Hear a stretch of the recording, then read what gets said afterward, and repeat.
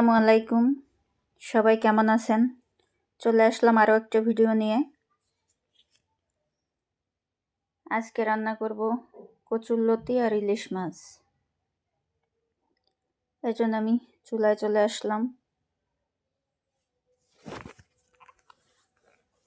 প্রথমে কড়াইয়ের মধ্যে তেল দিয়ে নিলাম।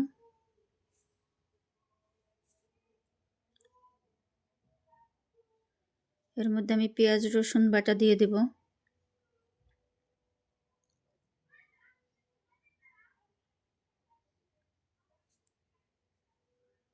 পেঁয়াজ রসুনটাকে একটু কষিয়ে নিব।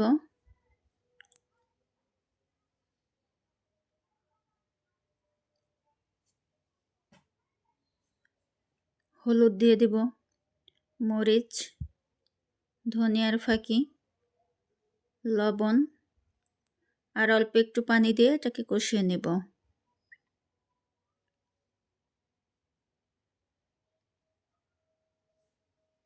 ইলিশ মাছ দিয়ে কচুরলতি রান্না করলে অনেক মজা হয়।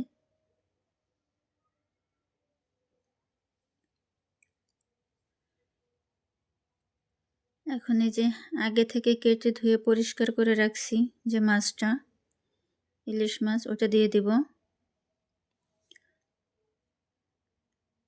মাছটা দিয়ে আমি অল্প একটু পানি দিব।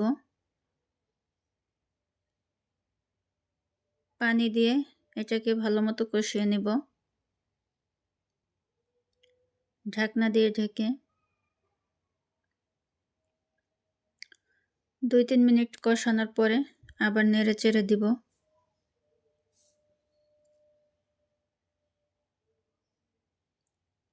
এই তো মাছটা আমার কষানো হয়ে গেছে। এখন কচুরলতি দিয়ে দিব।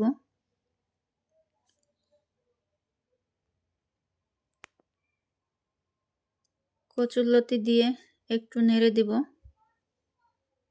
মাছটা যত ভেঙে যাবে, আস্তে রাখার দরকার নেই, হালকা ভাঙুক, সমস্যা নেই, তাহলে আরও বেশি ভালো লাগবে। এখন আমি পানি দিয়ে দিব। এটা অনেক মোটা কচুরলতি, তাই একটু বেশি পরিমাণেই পানি দিতে হবে।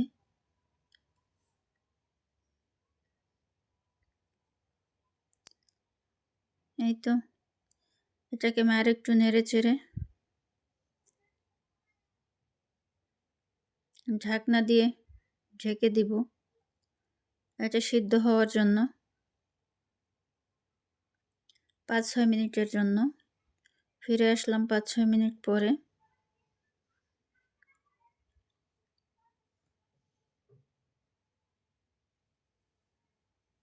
এটা আর একবার ঢাকনা দিয়ে ঢেকে রাখবো 2-3 মিনিটের জন্য।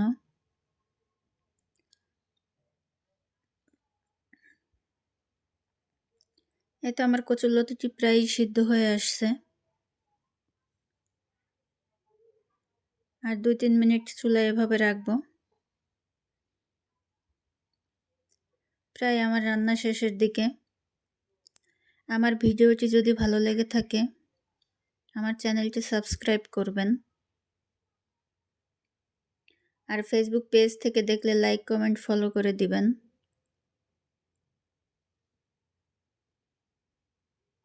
এই তো আমার রান্নাটি হয়ে গেছে। এটা খেতে অসম্ভব মজা হয়।